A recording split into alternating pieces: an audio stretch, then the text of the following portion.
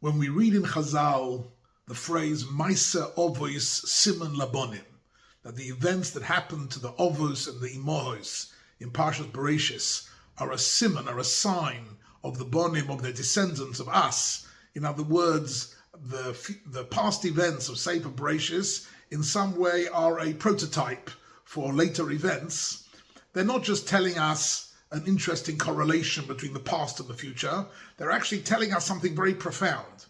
That when Avraham and Sarah and other of us and the Imahs of Klal Yisrael, when they acted in the way that they did, by involving themselves at such a deep level and with such an intensity in their Avodat Hashem, in their service of HaKadosh Baruch Hu, and in their founding of Klal Yisrael, they were actually laying the foundations for all future generations in a way that maybe the best analogy is that they created a type of spiritual DNA. They created certain spiritual energy which they bequeathed to all future generations.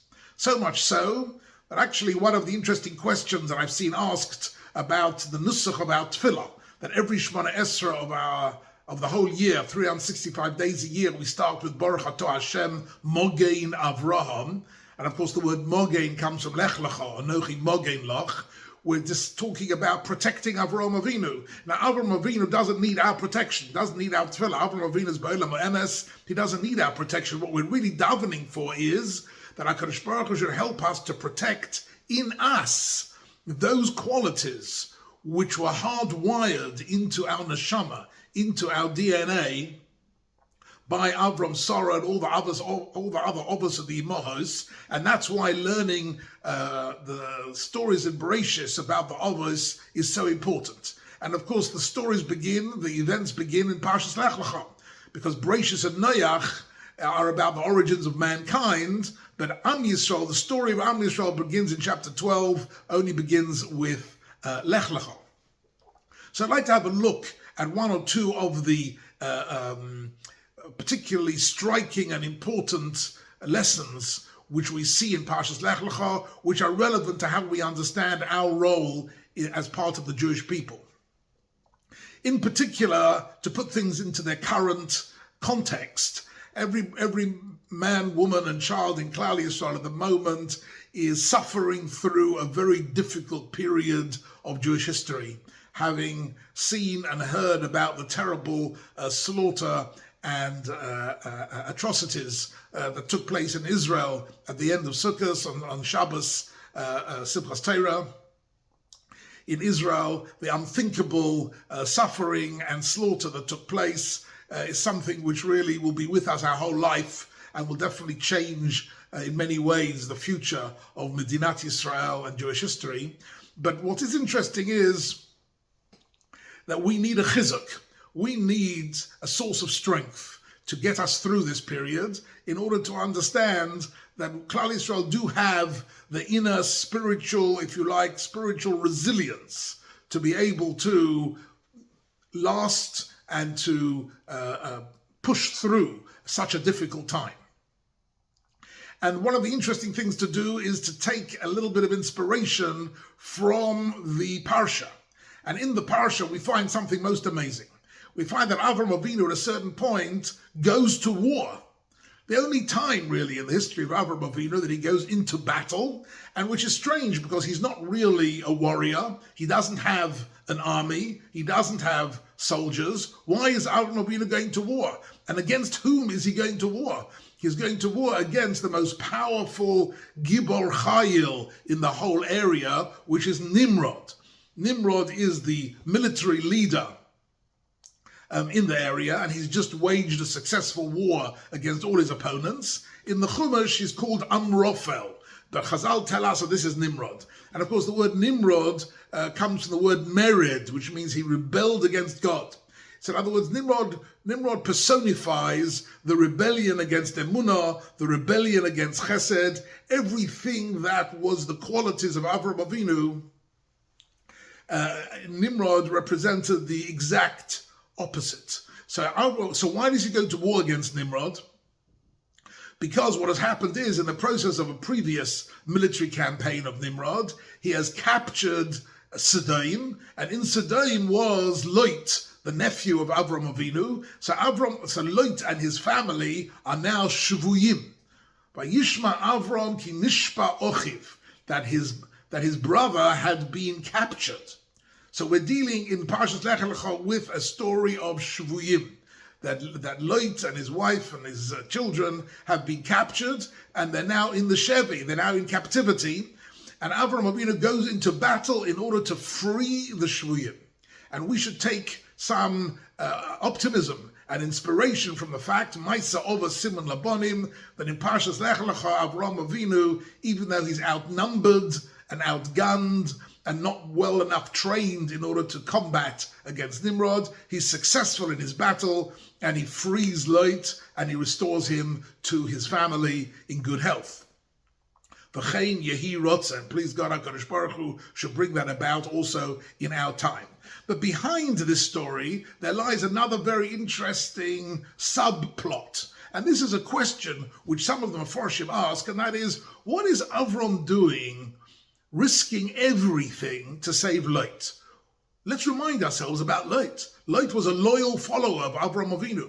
He accompanied him into Eretz Canaan, and he was a disciple of his, and he looked after him, and everything was good, except at a certain point, Lot decided to go off the derech. Lot decided that actually he's going to abandon Avram and Sarah and their home, and he's going to abandon the emunah and the chesed that they represented, and he's going to live where? In a town called Sodom, about which the Torah says they were ro'im v'chatoim ma'od. They were extremely corrupt and promiscuous and atheistic, and in that sense, again, Lot is deciding to abandon Avram for something which is completely the opposite of Avram. However, what's interesting is, so the question is, why is Avram risking everything to save Lot? Lot is somebody seemingly not worthy of saving. So there are two very interesting answers to this, which I'll try and explain very briefly. The first is Rabbi Yaakov Kamenetsky, one of my favorite Perushim here, where he says that the whole really of Sefer Bereshis, one of the interesting objectives of Sefer Bereshis, is to teach Derech Eretz. And Derech Eretz means lots of different things. In this context, it means the basis of morality. Now, I mentioned last week that the morality was based on the Sheva Mitzvahs B'nai Noach, that's true, but beyond the seven Noachite principles, there's also other moral and ethical principles. Says Rabbi Yaakov Kamenetsky, if you look at the moment of departure, when Lot leaves Avraham Avinu, in this week's Parsha, Avram says to him, go if you have to go, im hasmol v'imino, im hayamin v'asmila, if you go left, I'll go right. If you go right, I'll go left. Says Rashi, what did he mean by that? He says, I will always remain close to you. I'll be round the corner, and if you're in difficulty, I'll be there to help you. In other words, says Rabbi Yaakov Kamenetsky, Avraham Avinu had given a promise. He was mushpa v'oimed. He gave a promise to Lot. He would be there for him in times of need. And therefore, Avraham Avinu knew for sure that what he needed to do in this situation was to keep his promise, even if it meant risking his life and the life of all his disciples and followers, and in a sense, the future of the Jewish people would go, who knows what would happen to it if he lost this war. Nevertheless, everything was risked. Why? To show this, to teach this moral principle that if you give your word, you have to back it up. And this, in a sense, is reminiscent a little bit of the hashba'ah, the swearing-in ceremony of the soldiers of Tzahal, who go to a special place, either go to the Kosel or go to Masada, and each one of them is sworn in, and they swear to risk their lives to protect Klal Yisrael, to protect the Jewish people and from all our enemies.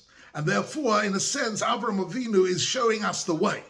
It is the strength of Avraham Avinu which gives our modern young people strength to risk their lives to save their brothers. Avram is the first person to show that, to make that principle, even though Lot had abandoned him and abandoned his value system. Didn't matter. He was still Ochiv. He was still his brother. The word Ochiv comes from the Hebrew word Achva, which means love.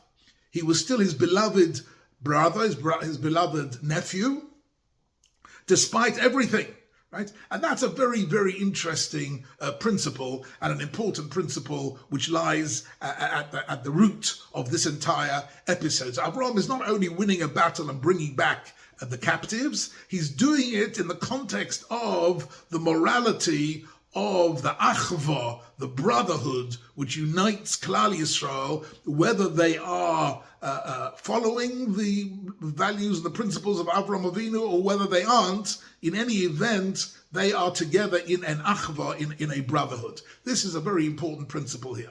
The second principle comes out of the Malbim. The Malbim also asks this question, and he says a more mystical principle, that Avraham Avinu understood that light represented something very special in the history of Klal Yisrael.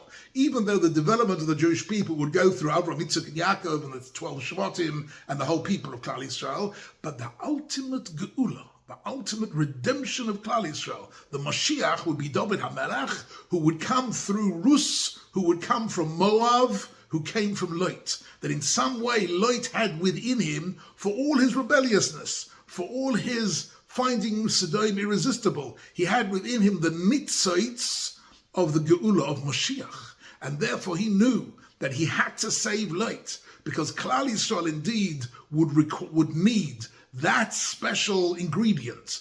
Why it had to be that way is a whole separate story, but it's undoubted that it is Rus HaMoyaviyah who brings us David HaMelech and brings us the Geula. So in this story of Lot and Avraham Avinu, there are all these ingredients which should bring us a chizuk and bring us a strengthening of our emunah and a strength in these difficult times, that indeed the Shavuyim will be saved, will be brought back home again, because Maisa Ova Simon Labonim, that indeed, irrespective of whether people are indeed following the Derech HaTorah or not, we are all Achim. There's a brotherhood which is palpable today in Israel and around the world. And at the same time, we know that through this brotherhood, there exists the nitzot, the spark of Geula, is tangible, and we can see it unfolding in front of our eyes. And Be'ez Hashem, we should be zeicher to see it more and more going forward in the future weeks and months.